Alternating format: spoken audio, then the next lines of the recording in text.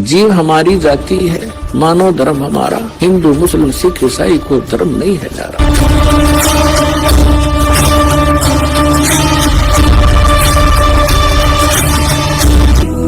अब जो प्रसंग चल रहा था उसी पर आते हैं कि वो परमात्मा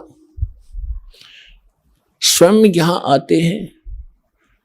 अब इसमें दोनों पहलू साथ चलेंगे कि जिनको भगवान मिले उन्होंने प्रैक्टिकल किया, और जो हमारे सदग्रंथ आज तक हमें ज्ञान दे रहे थे, हमारे धर्मगुरु समझ नहीं सके, वो हमारा दुर्भाग्य और उनका भी दुर्भाग्य कहेंगे, क्योंकि वो उनकी बुद्धि काल के वश थी।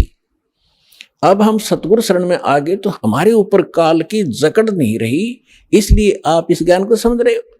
जिस दिन आपका नाम खंड हो जाएगा, यहां से कनेक्शन कट गया, परमात्मा का पंजा आपसे उठ जाएगा, आपको यही शब्द कड़वे लगने लग जाएंगे, और ये हमारे यहाँ भक्त भी आपको बुरे बुरे दिखाई देंगे, क्योंकि काल प्रवेश कर जाएगा, आपकी बुद्धि को भ्रष्ट कर देता है। आज तक ब्रह्मा विष्णु महेश की गांठ बांध रखी, इसने चक्कर बांध रखा, समझने नहीं दिया।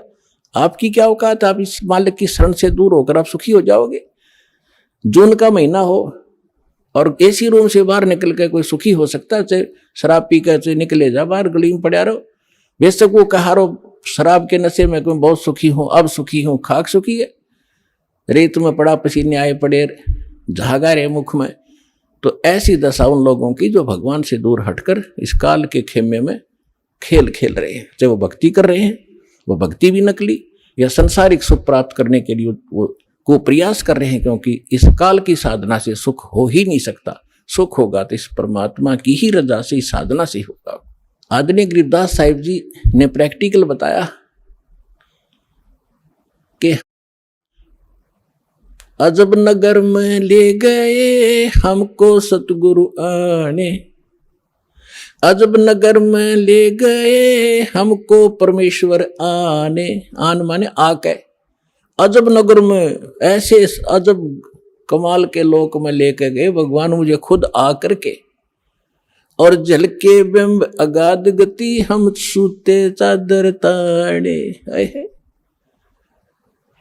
अजब नगर में ले गए हमको सतगुरु आन, यानी वो सतगुरु भी हैं, वो भगवान भी हैं। जो सतगुरु होता है, सच्चा ज्ञान जो देता है भगवान ही देता है, भगवान ही सच्चा ज्ञान दे सकता है। तो उनको सीधे भगवान मिले थे, सतगुरु कहो चाहे परमेश्वर कहो। अजब नगर में ले गए हमको परमेश्वर आने, आन माने आके, ये हमारी देसी भाषा हरियाणा की लैंग्वेज में देखा ग्रंथ है। और जल के बिंब अगाध गति वहां सूते चादर तान, चादर तान के सोना, यानी कति निश्चिंत हो जाना, बेफिक्र होकर सोना। एक मुहारा है यहाँ देसी कि अच्छा चादर तान के सोए है, सारे काम कर दिए।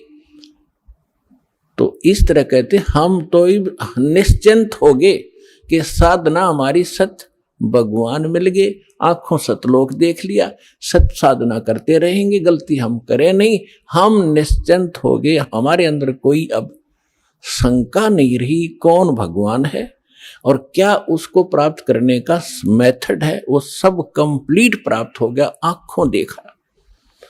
तो दास आपको इतना ही दृढ़ करना चाहता है। देखो, माता पिता अपनी बिटिया का विवाह करते हैं तो वो जाकर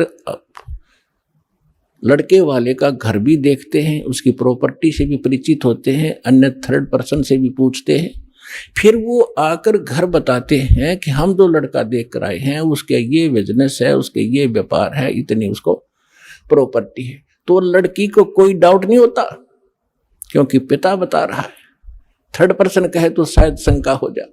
तो इसी प्रकार उस परम पिता ने आके आपको ज्ञान दिया है कि जहां तुम जाओगे वहां क्या क्या सुख सुविधाएं हैं, तो आपको डाउट नहीं रहना चाहिए। और फिर साथ के साथ अपने गवाह भी तैयार कर रखे। एक लड़की न्यू कह कि मैं जाकर देख के आऊंगी, तो वह भी एक बात है, देखा पिताजी झूठ नहीं बोल रहे। तो इसी प्रकार आप जी ने एक नेक भक्त का भी आचरण एक दिखाना है कि जो दास बोल रहा है वो किसी डूम भाट के गीत नहीं है, गॉड गिवन स्पिरिचुअल नॉलेज है, एच इट इज, जो भगवान ने बताया और जिन महापुरुषों को भगवान मिले उनने ज्यों का त्यों सेकंड किया, हमारे सदग्रंथ बता रहे।